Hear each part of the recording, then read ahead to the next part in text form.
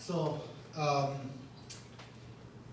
even though I mentioned that there are quite a few optimizers out there, okay, if you do not care, okay, you just say, okay, I don't want to know like so many different optimizers, okay, I just want to know which one is the best, and I want to use the best, okay, then you can probably, okay, skip this section, okay, just use the add-on optimizer, okay, add-on optimizer, okay, because add-on optimizer is can be said to be the most powerful, okay.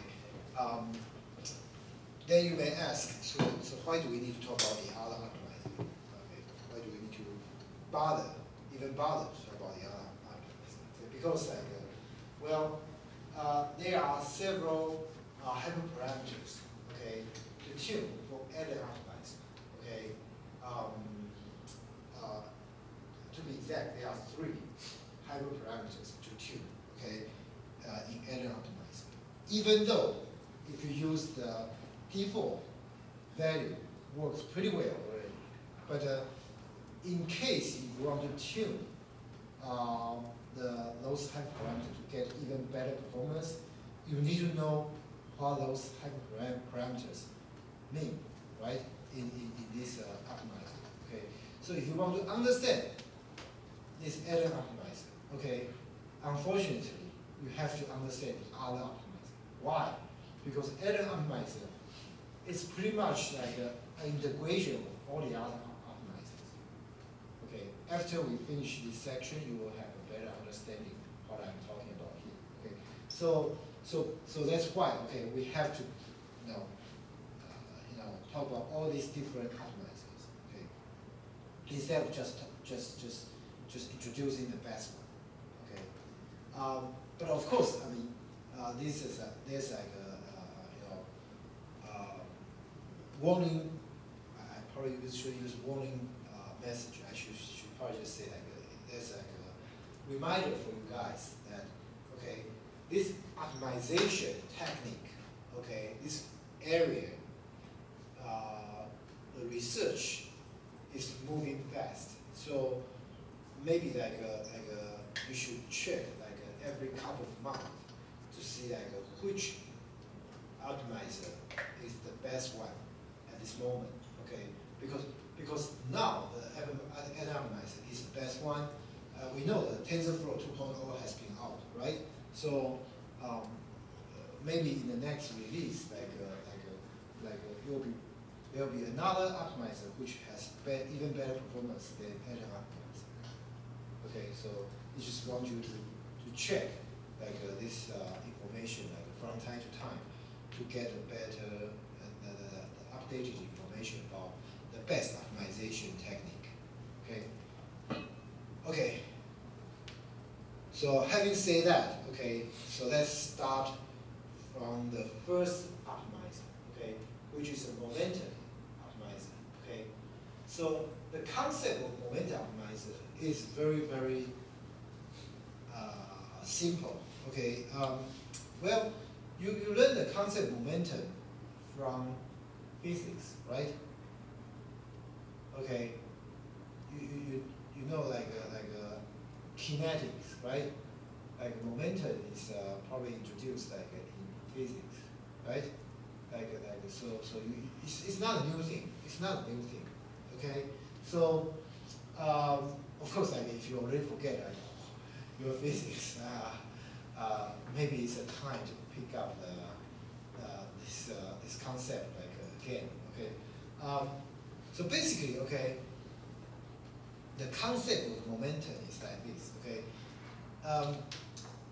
The current speed, okay, if you have you have acceleration, okay, it's not just the current acceleration that will increase the what should I say? The speed will add up, right? From if you already have some speed, okay, then if you have some acceleration, that acceleration will increase the speed, right? Okay, so in other words, okay, it's not that, okay, in the gradient descent, okay, the concept is that, okay, you use the current gradient. What is gradient?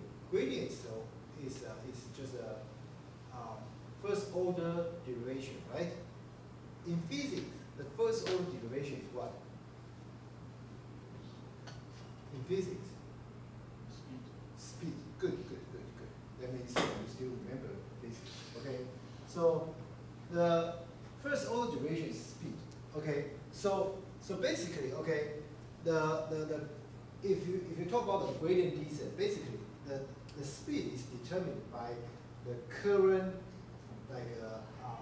location, right? You just use current location to decide, not to decide speed. I mean, you just use the current location to compute the speed, right? But this speed has nothing to do with the speed of the previous location, right? Right? In the gradient descent, it has nothing to do with the previous locations, the speed of previous location. But in the momentum optimization, it's different. Okay, it's kind of just like rolling a ball. Rolling a ball, like say, like if you imagine if you have like kind of like you are rolling a ball to like a minimum, okay, to the minimum, okay, because we are looking for the minimum in the cost function, right? Okay, so if you are rolling a ball, okay, when it gets too close to the minimum, because it is going down, right? It's rolling down, right? So the speed actually adds up, right? Speed actually adds up, right? So that's the concept of momentum optimization, okay? So this concept, okay, is proposed by Boris Polyak, okay? Actually, it was proposed by this guy in 1964, okay? Think about that, okay? 1964 is pretty old, right? Okay, it's even older than me, okay? I was born in 1969, okay? So this optimization technique came out like 5 years before I was born, okay? I'm pretty old already, right? So this one is already even older than 5 years older than me, okay? So of course at that time, okay, well, the neural network has already been invented, okay, but of course at that time, okay, they are not talking about they are still long way, okay. It's still a long way before they start talking about like backpropagation, optimization in the neural network. Okay, so this concept was there for different research area. Okay, they could this Boris Polyak, this researcher bring up this concept for the other optimization research area, not for the deep neural network. Of course, at that time there's no deep neural network research, of course. Okay, so but of course now we have DNN, and this concept, can be used to apply to DNN pretty well.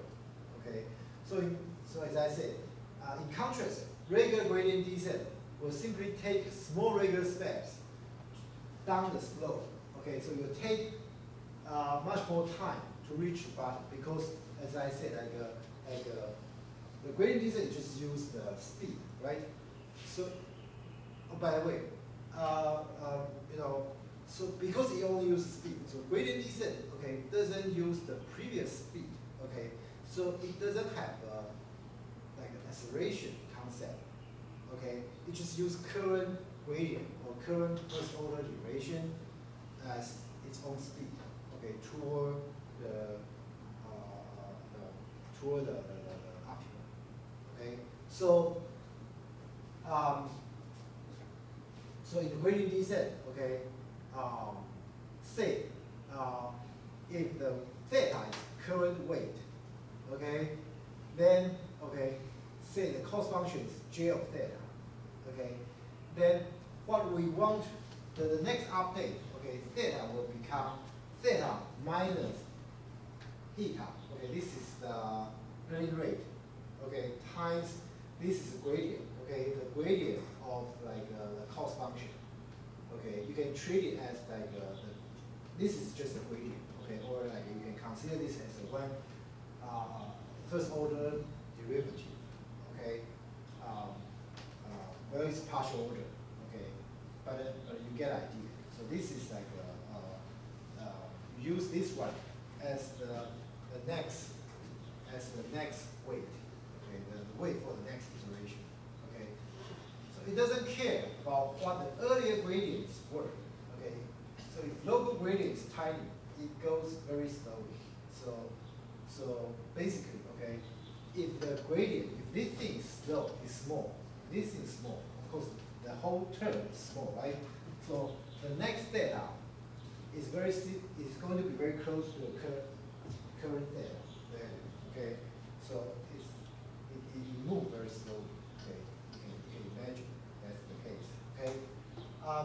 But momentum optimization is different, okay? So momentum optimization care gradient about what previous gradients were, okay? So at each iteration, it adds the local gradient to the momentum vector, okay? So previously we have already have a momentum vector. So that's like a previous speed, okay?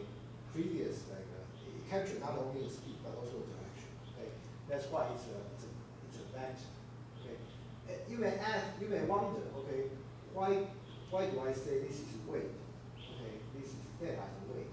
Okay, actually theta is also vector type, vector shape. It's just like you have many dimensions for theta, right? Each dimension you have a theta. Okay, so when I write theta, actually it's a theta I. Okay, there's a lot of theta I. Okay, a lot of small thetas out there. Okay, that compose the whole theta. Okay, the same thing. Okay, so we have an n. Okay, we have this n. This is a momentum vector. Okay, and then we can multiply this n by the learning rate eta. Okay, and it updates the weights by simply subtract this momentum vector. So it's going to be theta equal to theta minus eta times n. Okay, and but before I give you guys the whole formula, okay, there's one more term I have to mention. Okay, I have to mention, which is like in friction, friction is the friction. Okay, friction. Friction is like also used in physics, right? Okay, if you do not have any friction, okay, and you keep having some moment, some like acceleration, eventually the speed will become too big, right? Okay, if the gradient, if you move too fast, that's not a good thing, right? That's also not a good thing. Okay, that means like okay, well, yeah, you are trying to imagine, okay, you are moving the ball downhill, okay, and you try to reach the bottom of the hill, okay? So, but if you move too fast, what happens? It's going to be, you are going to go past that the lowest point and then go up, right? So it's going to be something like this, right? It's going to escalate, right? But that's not what you want, right? That's not what you want. You want something, okay, that can eventually, okay, that it, maybe you will go a little past that lowest point, but eventually it should stabilize, right? You want it to eventually stabilize to the lowest point, right? So how do we make sure it stabilizes? Well, you have to introduce the friction, okay? Friction in Chinese 摩擦力, okay, without friction, you keep having the speed, right? You keep having the speed, and there's no way you can stop at the bottom. Okay, so not only you need to mimic the momentum, you also need to mimic the friction, okay, the impact of friction, okay, and there's a term, okay, hyperparameter term, beta there, okay, this term, okay, we call it momentum, okay, and this term is in between 0 and 1, okay. When it is set to 0, that means it's a high friction. When it is set to 1, it means it's no friction. And most of the time, we want it to be, just like physics, the friction is not too big, okay? If the friction is 1, pretty much you have no way to move because you have the friction is too huge. It's just like you are moving something that's, that's just the friction is too big for you to move that item, okay? But so a lot of times this value is said to be like somewhat close to no friction, but of course not 1. Okay, if it's close to 1, if it's 1, then as I said, you can never stop. So it is set to something like 0.9. Okay, so it's close to no friction, but you still have some friction, but it's just not that loud, not that big. Okay. So this is the formula. This is formula for the momentum algorithm. Okay, n equal to beta times n plus